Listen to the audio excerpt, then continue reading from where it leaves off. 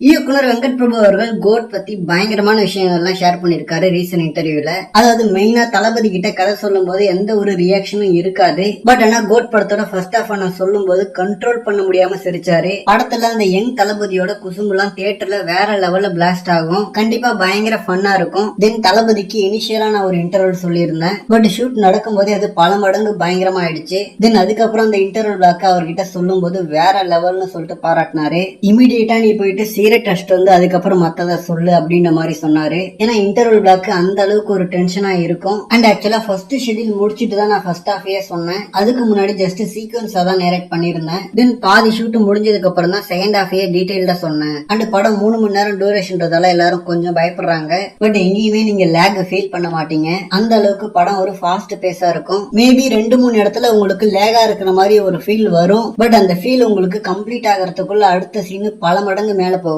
And படத்துல நிறைய பெரிய சீக்வன்சஸ் இருக்கு. சோ அதனாலதான் டூரேஷன்ல எங்களால கை வைக்க முடியல. ஒவ்வொரு சீனுமே லிங்க் ஆகிருக்கும். சோ ஒரு சீனை தூக்குனாலும் அது டிஸ்டர்ப் ஆகும். சோ சுவாரஸ்யமா இருக்கிற ஒரு விஷயத்தை எதுக்காக குறைக்கணும் அப்படின்ற மாதிரி 3 ஹவர்ஸ்க்கே படத்தை லாக் பண்ணிட்டோம். டெலிட் பண்ண நிறைய காட்சிகள்ல காமெடி சூப்பரா இருக்குன்னு நான் நம்புறேன். சோ மேபி ஓடிடில டைரக்டர் கட் மாதிரி ஒண்ணு வில்லாமன்னு பாக்கலாம். அண்ட் கடைசியா தமிழ் சினிமாவில வந்து ஒரு பக்காவான கமர்ஷியல் படம் தான் சிவாஜி படத்தை நான் சொல்லுவேன். சோ கிட்டத்தட்ட அந்த மாதிரியான ஒரு படம் தான் கோட்டு. அண்ட் தளபதி இனிமேல் படங்கள் நடிக்க போறதுலன்னும் போது ஒரு 3 ஹவர்ஸ் அவரை செலிப்ரேட் பண்ணட்டுமே அப்படின்ற ஒரு தாட் ப்ராசஸ்ல படத்தை 3 ஹவர்ஸ்க்கு கட் பண்ணிருக்கோம். அண்ட் தளபதி ப்ரொடியூசர்ல இருந்து நாங்க டீம்ல பார்த்த யாருக்குமே படம் ஸ்லோவா தோணல. அதுவும் டிஐ பேக்ரவுண்ட் மியூசிக்னு இல்லாம பார்த்ததுக்கே அப்படி. சோ டெஃபினட்டா 3 ஹவர்ஸ் உங்களுக்கு லேகா ஃபீல் ஆகாதுன்னு நம்புறேன் அப்படின்ற மாதிரி சொல்லியிருக்காரு. சோ இந்த இன்டர்வியூக்கு அப்புறம் ஒரு மிகப்பெரிய ஹோப் கிடைச்சிருக்கு. ஏன்னா பர்சனலா நான் பயங்கரமா எக்ஸ்பெக்ட் பண்ண காமெடி இருக்குன்னு சொல்லிட்டு கன்ஃபார்ம் பண்ணிருக்காரு. ஏன்னா ரீசெண்ட் டைம்ல தளபதியோட ஹியூமரை யாருமே ப்ராப்பரா யூஸ் பண்ணல. நெல்சன் மாதிரி முழுக்க ஆக்ஷன் ட்ரை பண்ணி சொதப்பிடுவாருன்னு சொல்லிட்டு ஒரு பயம் இருந்துச்சு. பட் பெருசா ரியாக்டே பண்ணாத தளபதியே பயங்கரமா சிரிச்சு கேட்டிருக்காரு ஃபர்ஸ்ட் ஹாஃப் பண்ணும்போது. கண்டிப்பா காமெடி பயங்கரமா ஒர்க் ஆகும்.